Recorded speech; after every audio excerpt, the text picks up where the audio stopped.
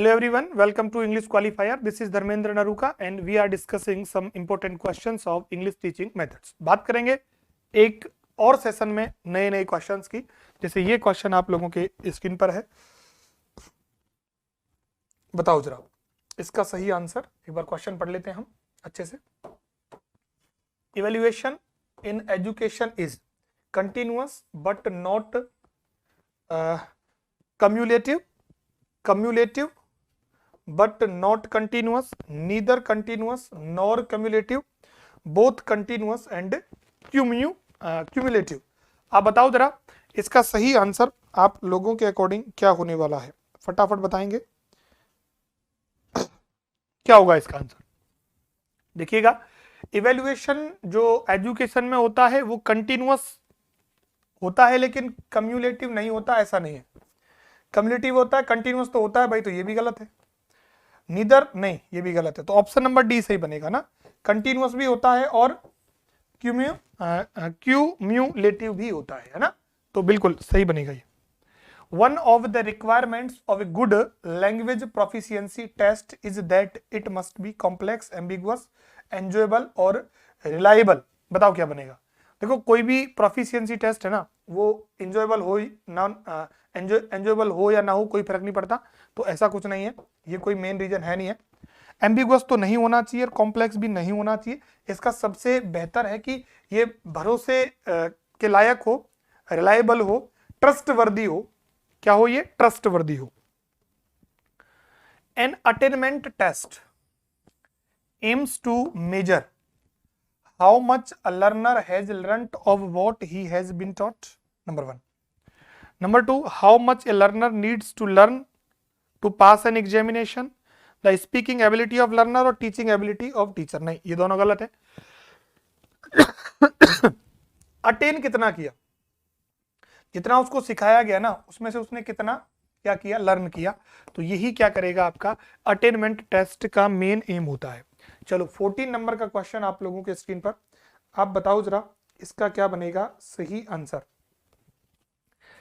Complete the following statement, language tests are designed to measure dash at a particular moment in teaching programme.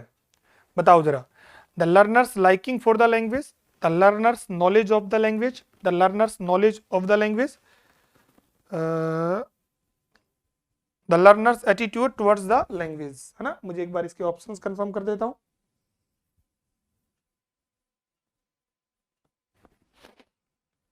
चलो option बिल्कुल सही है, आप बताओ जरा। देखो, ये टीचर का नॉलेज है, लर्नर का नॉलेज है, लर्नर की लाइकिंग है और लर्नर का एटीट्यूड है लैंग्वेज के प्रति। पूछा क्या है कि लैंग्वेज टेस्ट जो डिजाइन किया जाता है वो किस चीज को मेजर करता है। अच्छा, टीचर को तो क्या ही मेजर करेगा, तो टीचर का तो गलत है। लर्नर की एटीट्यूड की कोई बात नहीं होती, लर्नर की पसंद की बात भी नहीं होती, तो क्या सही हो जाएगा, लर्नर्स का नॉलेज यहां पर बिल्कुल सही बनेगा। The learners knowledge of the language, यही मेन होता है, इसीलिए इसको डिजाइन किया जाता है। नेक्स्ट देखो, one of the purposes of evaluation of learner is assessment of text book, preparing a list of learners needs, assessment of learners attainment और identification of language function। तो मेन पर्पज क्या होता है evaluation का, जो बच्चे ने अटेन किया उसका क्या करना, असेसमेंट करना। तो ऑप्शन नंबर आपका सी वाला माय डियर सही बनेगा। तो 15 में हम किसके साथ जाएंगे माय डियर, सी ऑप्शन के साथ जाएंगे। चलो नेक्स्ट क्वेश्चन लेते हैं, ये रहा, पढ़िए। Multiple choice questions, multiple choice questions जो होते हैं वो बताइएगा किस चीज के काम आते हैं। Reduce subjectivity in evaluation, increase subjectivity in evaluation, allow ऐसे टाइप आंसर्स और allow students to choose multiple options. तो देखो, ऐसे टाइप और सब्जेक्टिविटी को तो ये क्या नहीं करते, इंक्रीज थोड़ी ना करते, और allow student to choose multiple option नहीं, एक ऑप्शन चूज करना होता है। MCQs का आंसर क्या होता है, एक ही होता है। ऑब्जेक्टिव जो होता है टेस्ट, उसका आंसर एक होता है, लेकिन ये क्या सब्जेक्टिविटी, यानी ये आंसर क्लोज एंडेड हो जाता है, तो सब्जेक्टिविटी क्या हो जाती है, रिड्यूस हो जाती है।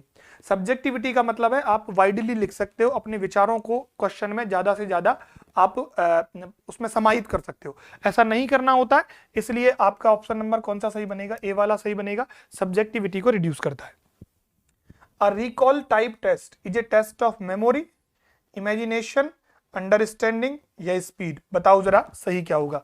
Recall type test is a test of, ना तो इमेजिनेशन है, ना अंडरस्टैंडिंग है, ना स्पीड है। मेमोरी को रिकॉल में क्या करते हैं, मेमोरी बेस्ड क्वेश्चन पूछते हैं कि रिकॉल करो, है ना, कहते हैं रिकॉल नहीं आ रहा, रिकॉलिंग नहीं हो रहा, तो मेमोरी को चेक किया जाता है। The purpose of remedial teaching is to, remedial teaching का मेन पर्पज क्या है, न्यू लैंग्वेज आइटम्स को इंट्रोड्यूस करना, test recently taught items, teach again the language items not properly learned, और teach again the language items already learned. तो ये तो होगा नहीं, ये भी नहीं होगा, ये भी नहीं होगा, यही सही बनेगा कि उन लैंग्वेज आइटम्स को वापस पढ़ाना जिनको प्रॉपरली पहले नहीं पढ़ाया गया। तो ऑप्शन नंबर कौन से पे जाएंगे, सी ऑप्शन पे हम जाएंगे। Next question, English language teaching needs to be, कैसी होनी चाहिए, टीचर सेंटर्ड होनी चाहिए, लर्नर सेंटर्ड होनी चाहिए, लेक्चर सेंटर्ड होनी चाहिए, या टेक्स्ट बुक सेंटर्ड होनी चाहिए भाई। तो बिल्कुल लर्नर सेंटर्ड होनी चाहिए ना, स्टूडेंट बेस्ड होनी चाहिए। इंग्लिश लैंग्वेज टीचिंग को लर्नर सेंटर्ड बनाना चाहिए, जो प्यूपिल है उसको ही मेन, उसका जो सेंटर में वही होना चाहिए, उसी पर पूरा के पूरा जिम्मा उसी के ऊपर होना चाहिए, तभी वो प्रॉपरली सीख पाता है। ठीक है ना।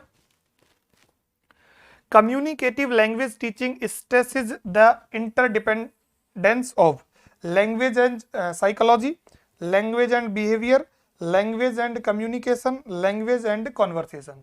तो कम्युनिकेटिव लैंग्वेज टीचिंग जो है वो किस पर फोकस करेगी भाई, लैंग्वेज पर और कम्युनिकेशन पे करेगी। किस पे करेगी, लैंग्वेज पर और कम्युनिकेशन पर ये पूरा की पूरा फोकस माय डियर करती है।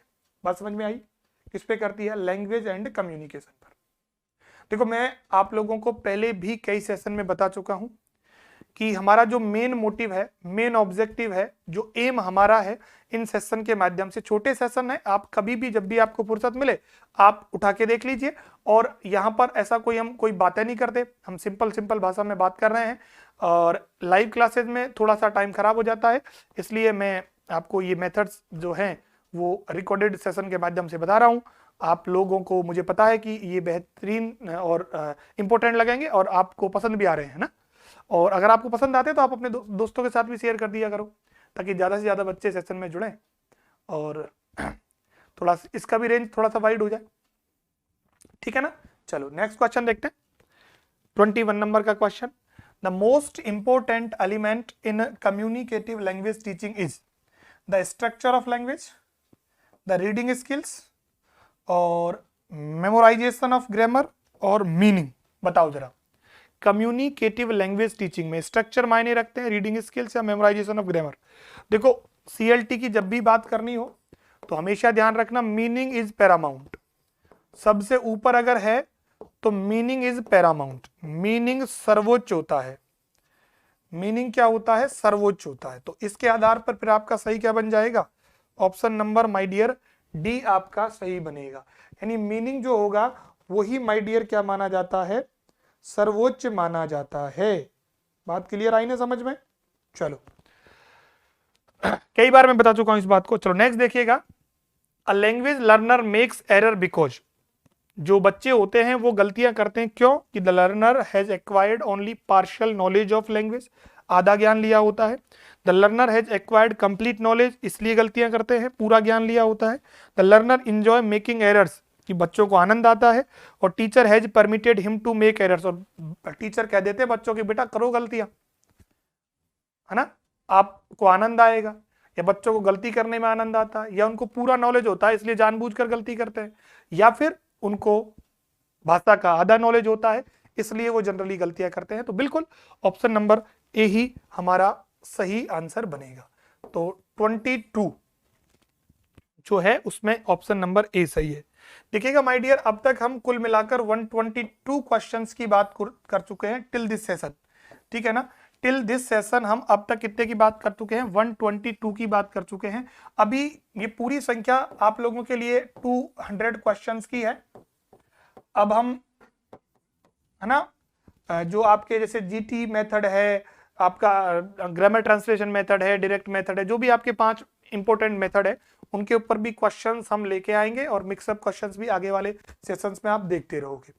लेकिन आप लोगों को करना यह है कि सेशन को ज्यादा से ज्यादा शेयर करना है, और अगर आप चैनल पर नए हो तो सब्सक्राइब तो आपको करना ही करना है, ठीक है ना, क्योंकि हम आप लोगों के लिए चाहे ग्रामेटिकल पोर्शन हो, चाहे आपका वोकैबुलरी वाला पोर्शन हो, या आपका टीचिंग मेथड वाला पोर्शन हो, या आपका कॉम्प्रिहेंशन वाला पोर्शन हो, या लिटरेचर वाला पोर्शन हो, इवन स्पोकन इंग्लिश पर भी हम काम करने वाले हैं। तो बिल्कुल आप अपने दोस्तों के साथ शेयर कीजिए जहां तक आप कर सकते हो। ऐसे ही सेशन आप लोगों के लिए मिलते रहेंगे। मिलते हैं नेक्स्ट सेशन में, तब तक के लिए bye bye, take care and thank you so much.